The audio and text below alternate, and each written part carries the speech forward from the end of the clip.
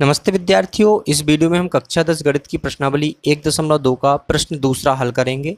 दूसरा प्रश्न क्या है इसको समझते हैं। सिद्ध कीजिए कि 3 + 2√5 एक अपरिमेय संख्या है। आपको क्या करना है, सिद्ध करना है कि जो आपकी संख्या है 3 + 2√5 वो एक अपरिमेय संख्या है। जब भी इस तरह से प्रश्न आता है तो आपको हमेशा इसका अपोजिट मानना पड़ता है। जैसे इसमें क्या बोला गया कि आपका 3 + 2√5 एक अपरिमेय संख्या है, आपको सिद्ध करना है तो आपको मानना पड़ेगा कि जो आपकी 3 + 2√5 है वो एक परिमेय संख्या है। ये इस तरह से आप मानेंगे तो सिद्ध कर पाएंगे, ठीक है ना। तो हम इसको सबसे पहले मान लेते हैं। क्या मानेंगे, माना, इसको मान लेते हैं, माना 3 + 2√5 एक परिमेय संख्या है। आपको क्या मानकर करना है, परिमेय संख्या मानकर हल करना है। एक परिमेय संख्या है।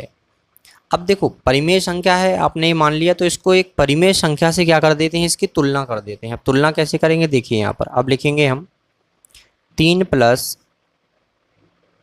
2√5, इसकी तुलना करेंगे हम a/b से। अब a/b से तुलना क्यों की, क्योंकि हमने a/b को परिमेय संख्या माना। अब a/b परिमेय संख्या कैसे हो सकती है इसको समझते हैं। क्योंकि a और b दोनों क्या होंगे, हमारे पूर्णांक होंगे। लिखेंगे जहाँ, क्योंकि परिमेय संख्या के हर अंश और हर दोनों क्या होते हैं, पूर्णांक होते हैं। तो यहाँ लिखेंगे जहाँ a, b पूर्णांक हैं। क्या हैं आपके, पूर्णांक हैं। और एक चीज़ और लिखनी है आपको कि इनका जो आपका मासा आएगा ना वो एक के अलावा दूसरी संख्या नहीं आ सकती है, ठीक है ना। तो इसको सह अभाज्य संख्याएं भी लिखेंगे। तो हम लिखेंगे तथा a एवं b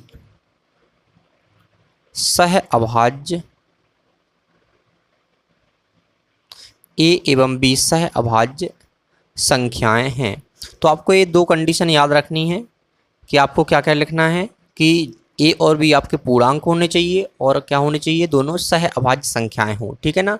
और साथ में आपको एक चीज़ और लिखनी है, ये हमेशा आपको प्रश्न हल करने के साथ में ही लिखना है कि जहां आपका जो हर है ना कभी भी जीरो नहीं हो सकता। किसी भी परिमेय संख्या का हर जीरो नहीं हो सकता। तो लिखेंगे b, इसमें अंश क्या, आपका हर क्या है, b है। तो लिखेंगे b बराबर नहीं जीरो। कभी भी कोई भी परिमेय संख्या हो उसका हर जीरो नहीं हो सकता, इसलिए हमने लिखा b बराबर नहीं जीरो, ठीक है ना। इस तरह से आपको तीन कंडीशन इसकी लिखनी पड़ेंगी, जहां आपको क्या मानना है, a b पूर्णांक होंगे, a b सहअभाज्य होंगे और b बराबर नहीं जीरो। इस तरह से आपको लिख लेना है। अब देखिए इसको हल कैसे करेंगे, ठीक है।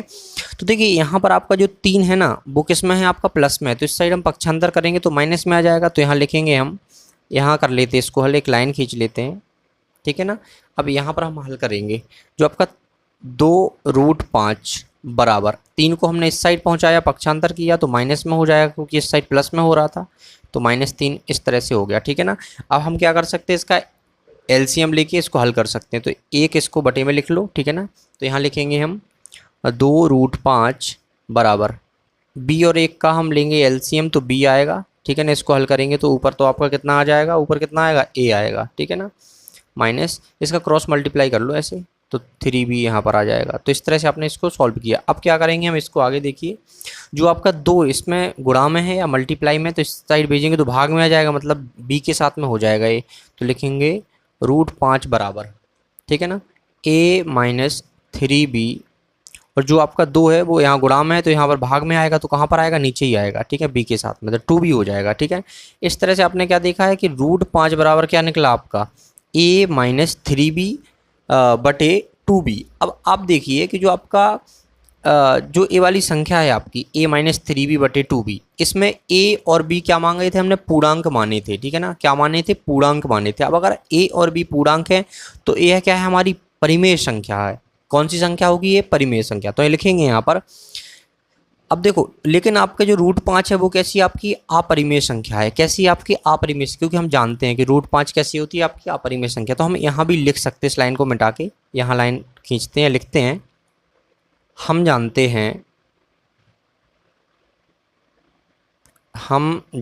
हैं कि √5 एक अपरिमेय संख्या है। हम क्या जानते हैं कि जो हमारी √5 है वो एक ऐसी एक अपरिमेय संख्या है, ठीक है ना। लेकिन तथा अब यहाँ पर हमने क्या माना था, ए और बी पूर्णांक माने थे। अगर ए और बी पूर्णांक माने थे, ठीक है ना, तो ये वाली हमारी संख्या क्या हो गई, परिमेय संख्या होगी। तो यहाँ लिखेंगे ए और बी पूर्णांक हैं, तो a माइनस 3b बटे 2b एक परिमेय संख्या होगी, परिमेय संख्या होगी। अब आपको पता है कि जब आपके a और b पूर्णांक हैं, तो अगर हम इनका मान रख देंगे, जो भी इनका मान होगा, अगर इनका मान रखेंगे तो ये तो एक परिमेय संख्या निकलेगी। लेकिन √5 क्या है, हम जानते हैं पहले से कि √5 तो एक अपरिमेय संख्या होती है। तो आप बताइए, कभी भी एक अपरिमेय संख्या किसी परिमेय संख्या के बराबर हो सकती है? कभी नहीं हो सकती, उसकी तुलना ही नहीं हो सकती। अब ए क्यों निकला, क्योंकि हमने गलत कल्पना करी थी कि एक आपकी 3 + 2√5 क्या है, एक परिमेय संख्या। अब जब गलत कल्पना करेंगे या गलत मान लेंगे आप, तो उसका आंसर तो गलत निकलना ही है। तो यहाँ से हम सिद्ध कर चुके हैं कि यहाँ पर क्या निकला, आपका √5 एक अपरिमेय संख्या है, जो किसके बराबर आ रहा है, एक परिमेय संख्या के। तो ऐसा तो संभव ही नहीं है, कभी भी एक परिमेय संख्या अपरिमेय संख्या के बराबर हो ही नहीं सकती। तो ये क्या हो रहा है, एक विरोधाभास हो रहा है, एक गलत कल्पना निकल के आ रही। तो हमें बस यही लिखना है, आखिरी लाइन में क्या लिखेंगे, यह विरोधाभास, जो विरोधाभास हो रहा कि एक अपरिमेय संख्या परिमेय संख्या के बराबर हो रही, तो गलत है ना ये। तो यहाँ लिखेंगे यह विरोधाभास, यहाँ पर लिखेंगे यह विरोधाभास, यह विरोधाभास हमारी गलत